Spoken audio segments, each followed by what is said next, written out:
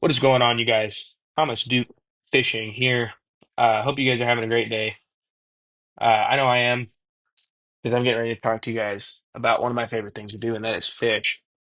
The month of June is a great month for me. I've been slammed with bass tournaments. I've had one every single weekend, and some on Sunday. Coming up. So this is a great weekend to bass fish. Um, it's a fun time. It's a great time to get out and fish. So. My top five baits as a co-angler, no matter where I'm fishing, the rods will be on my deck, no matter what. And some key colors that I feel like, in my experience, work anywhere 90% of the time in this month. Um, like I said, every lake is different. I'm located in Central America, so I fish the Illini Division circuit through MLS. So, like I said, everybody's different. I also fish the LBLs, Hoosier through the MLF, the Toiler Series, Plains Division. Um, so let's just get into this without further ado, and we will start with number one, and that is going to have to fall in the category of all my rods falling over while I try to do this. Whoops, a shaky head. This is a 3/8 ounce Bambusa. I know, right? How did I get my hands on these? They're so hard to get. Um, Bambusa 6/8 plum safety head worm. Safety head in general, it does not have to be this lure. I'm not sponsored by anybody that you any brand you're going to see today. This this is just one of my favorites.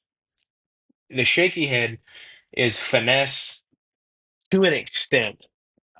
You will get to a point when you're fishing the shaky head that you are almost power fishing. Um, And that's not going to make a lot of sense until you start doing it. A shaky head is one of those baits that I have so much confidence in that I can get bit on it. I use the Bambusa, the plum, the green pumpkin, and I really like a Zoom trick worm in June bug. Um, that's what I started bass fishing with years ago. So that's just been a confidence bait. If I can't get bit on that, I'll throw that. And if I can't get bit on that, well, I just think they're not biting. Um, so that's probably my number one bait. Um, Usually those three colors, plum, June bug, green pumpkin, and sometimes green pumpkin with flake. The fish can be a little finicky with that color. I'll switch it out, if I'm getting nips on the tail, things like that. But it's a great bait. It's a great staple that I have. It's on my deck 90% of the time, unless I'm going somewhere where I just know I'm not gonna be able to utilize it. So that's number one. Number two is probably a given. It's in a rod sleeve. Everybody's seen it, but I mean, I guess I can take it out of the sleeve, maybe. And that is going to be a Carolina rig. Um,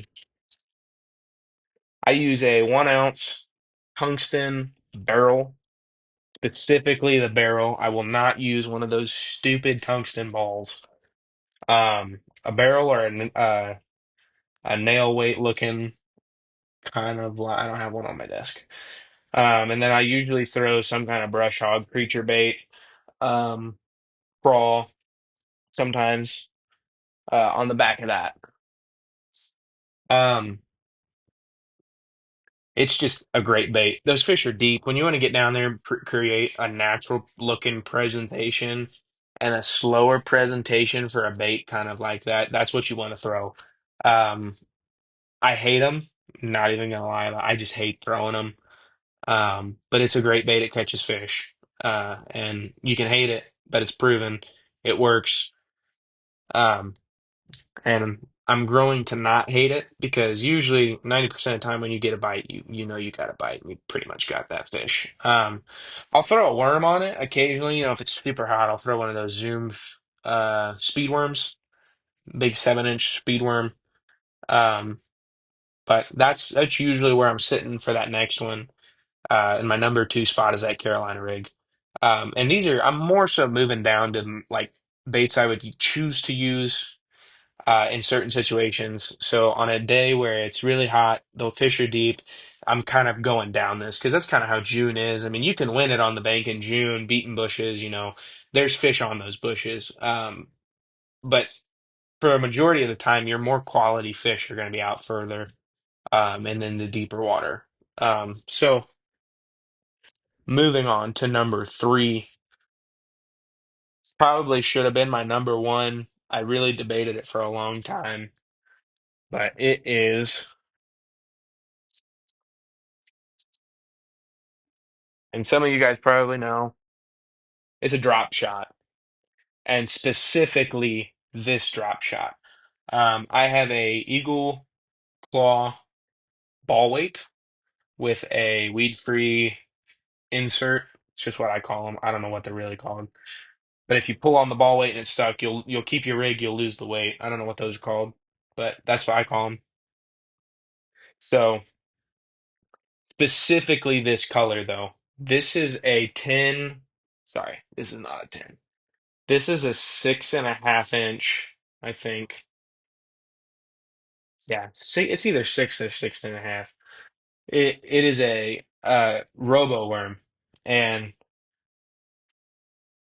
I have a love-hate relationship with robo worms mainly because my wallet hates them, but the fish love them. They're super expensive, but they're justifiable. I would definitely, I mean, you guys can see this one if I get really close to the camera. I use this at Kentucky Lake, and it just absolutely got clobbered this weekend. Um, Those fish are deep, and you will know when you have a fish. That's one of the great things about it. You will know for sure if you have a fish on there. Um, Caught some really nice fish off that drop shot, especially during those hot months. I mean, we're fishing 20, 25 foot of water, and I was catching them pretty frequently out of the back of the good fish out of the back of the boat with those, 2.5, 3 pounds. Not going to win the tournament, but they're decent. I mean, um, especially on a Kentucky Lake. So. That's the third one, and these are all really deep, like deeper baits. Um, Another one, no surprise, is if those fish are really active, I will throw a ginormous crankbait. This is a 6XD Strike King, 19 feet plus dive. I'm throwing it on a Abu Garcia. Where's it at? I can't find it. Thought it was on there. Probably rubbed it off. I've had this reel for a long time. I'm throwing it on an Abu Garcia Vendetta reel. On a heavy action um 6-7 rod, and had that rod for a really long time. Bought it from Bass Pro, just a cheap $50 Bass Pro Tournament Series rod that I needed in a pinch, but it's become a good rod that I use for cranking and swim baits. I have it on, I think, 20 or 17 pound test. You really don't need huge line, but I mean, to get through some cover, you'll need it. And that 20 pound Contra or 17 pound Contra is about 24 pounds. So, I'll also throw this one. It's not tied on, but I'll throw this a little Rapala, uh, DT shad. This is just like a 10 foot one, I think, 8 foot. Um, I really like that bait. I like that throwing that at Kentucky Lake in the early fall and early spring. So that's uh that's my fourth. My fifth would probably be a flipping stick or a jig. Flipping in general. When you're shallow, then you know where there's fish. I would throw um, like I said, I'm not sponsored. This is a Bronco bug. Um, these fall apart like nothing. but they catch fish. I've got it on 14 pound monofilament with a bead stop bullet weight. Uh, and I think it's like 5/16 weight. Um, and then, if it's looking really good and those fish, I'm looking for a big fish, I will throw this jig, which is I'm throwing 17 pound Contra um on a Lose American Hero with a Acacian flip-in stick. These rods are phenomenal. Not sponsored, but I mean, they're just great. These rods are really sensitive. They're great. Um, this jig though, I made. These are what custom jigs from me, but um,